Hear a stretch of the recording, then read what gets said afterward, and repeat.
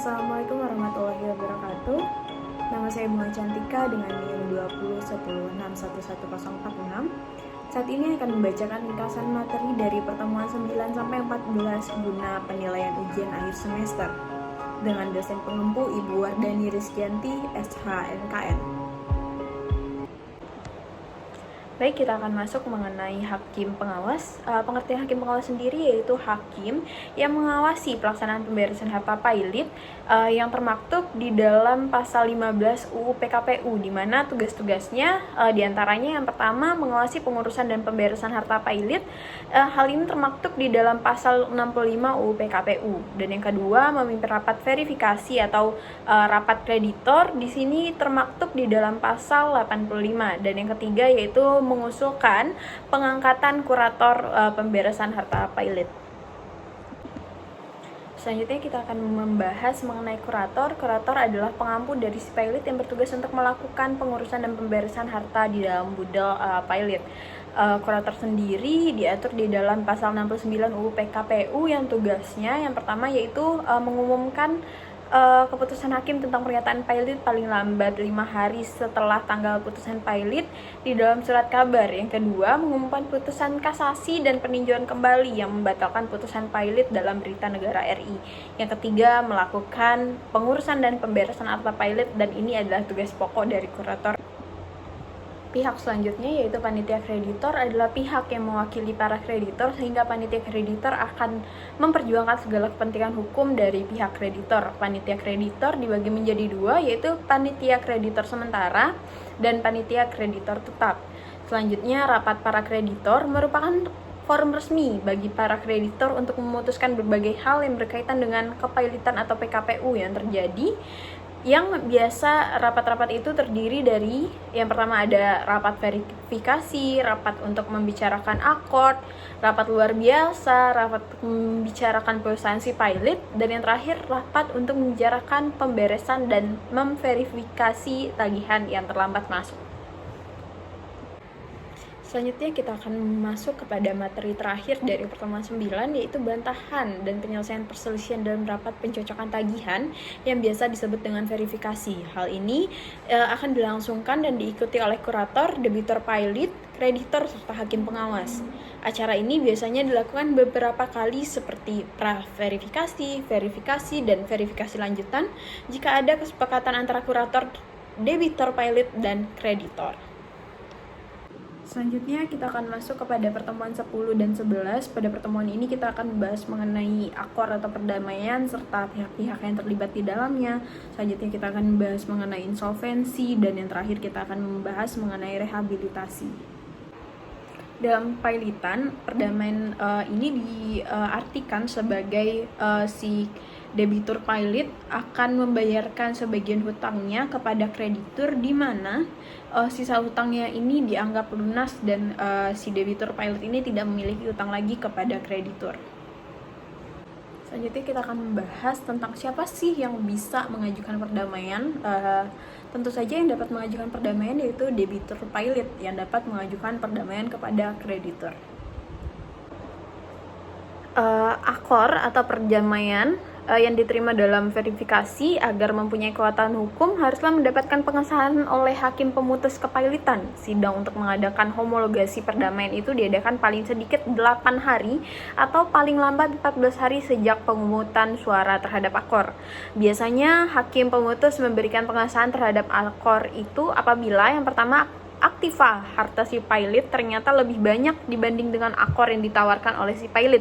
Yang kedua, dipandang cukup jaminan bahwa akor itu dapat dipenuhi dengan baik. Dan yang ketiga, terjadinya akor itu tidak ditandai dengan unsur kecurangan. Kita akan masuk kepada bagian insolvensi. Insolvensi adalah ketidakmampuan debitor membayar utang-utangnya yang terjadi apabila debitur pailit dalam verifikasi tidak mengajukan atau menawarkan perdamaian. Rencana perdamaian ini ditolak atau pengesahan perdamaian atau homologasi ditolak juga berdasarkan putusan yang telah berkekuatan hukum tetap. Dan yang terakhir kita akan membahas mengenai rehabilitasi. Berdasarkan pasal 215 Undang-Undang Kepailitan adalah kepemulihan nama baik debitor yang semula dinyatakan pailit melalui putusan pengadilan yang berisi keterangan bahwa debitur telah memenuhi kewajibannya atau telah membayar hutang-hutangnya nih. Oke, kita saat ini akan masuk kepada pertemuan 12 dan 13 di mana kita sudah mulai masuk nih ke dalam pembahasan PKPU. Baik, yang dimaksud dengan tundaan pembayaran utang adalah suatu masa yang diberikan oleh undang-undang melalui putusan hakim niaga di mana dalam masa tersebut kepada pihak kreditor dan debitur diberikan kesepakatan untuk bermusyawarah bagaimana cara pemberesan pembayaran utangnya. Berbeda dengan kepailitan dalam PKPU, pihak organ perusahaan termasuk direksi masih berwenang dalam menjalankan tugasnya. Hanya saja dalam menjalankan tugasnya dia harus diberi kewenangan atau dibantu atau disetujui oleh apa yang dimaksud dengan pengurus. Jika dalam kepailitan ini pengurusnya dinamakan sebagai kurator. Kalau ada pertanyaan siapa saja yang dapat mengajukan perdamaian ini, tentu saja yang dapat mengajukan perdamaian adalah debitur dan kreditor. Debitur yang dapat memperkirakan tidak akan dapat melanjutkan pembayaran hutang jika sudah jatuh tempo, maka ia dapat mengajukan PKPU. Dan selanjutnya kreditor yang sudah memperkirakan bahwa si debitur tidak dapat melanjutkan pembayaran utang yang sudah jatuh tempo, maka ia juga dapat mengajukan PKPU. Selanjutnya, perkara kepailitan akan diputus dalam tenggang waktu paling lama 60 hari. Atas putusan pailit dapat diajukan kasasi dan peninjauan kembali dan diangkat satu atau lebih kurator. Sedangkan PKPU, permohonan yang diajukan oleh kreditor akan diputus paling lambat 20 hari. Jika permohonan PKPU diajukan oleh debitur pailit, maka akan diputus paling lama 3 hari dan menunjuk salah satu atau lebih pengurus. Hal ini sesuai dengan pasal 225 ayat 2 dan 3 Undang-Undang Kepailitan. Selanjutnya kita akan membahas mengenai berakhirnya PKPU. Itu disebabkan oleh beberapa hal. Yang pertama, kesalahan debitur. Yang kedua, keadaan harta debitur yang membaik. Yang ketiga, tercapainya perdamaian antara debitur dan kreditor. Yang keempat, rencana perdamaian tersebut ditolak.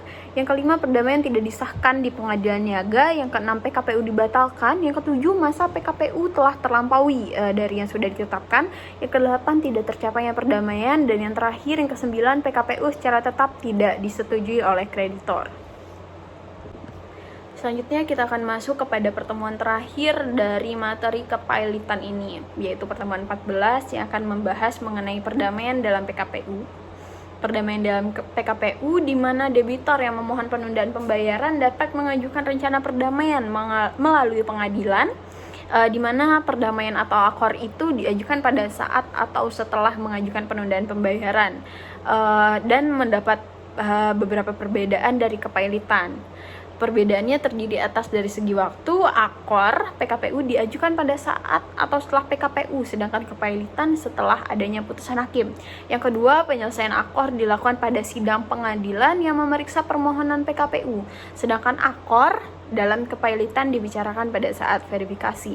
Yang ketiga, syarat penerimaan akor pada PKPU juga berbeda dengan kepailitan.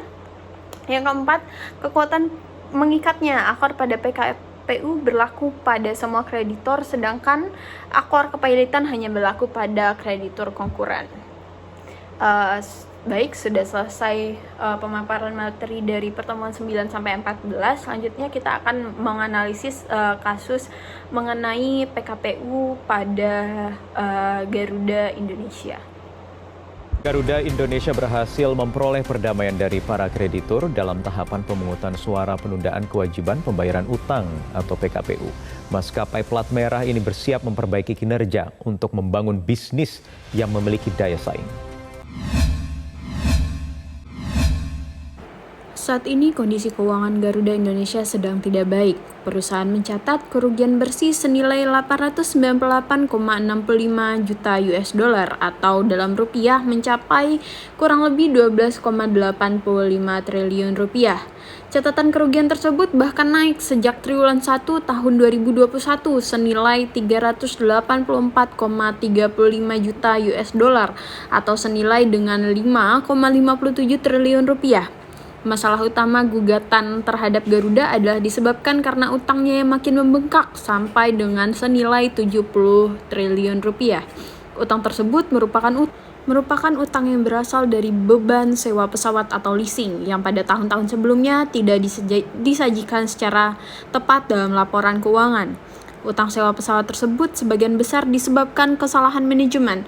Melansir pernyataan Kementerian BUMN, mismanajemen yang terjadi antara lain berupa kesepakatan penyewaan pesawat dengan nilai yang berada di atas rata-rata pasar.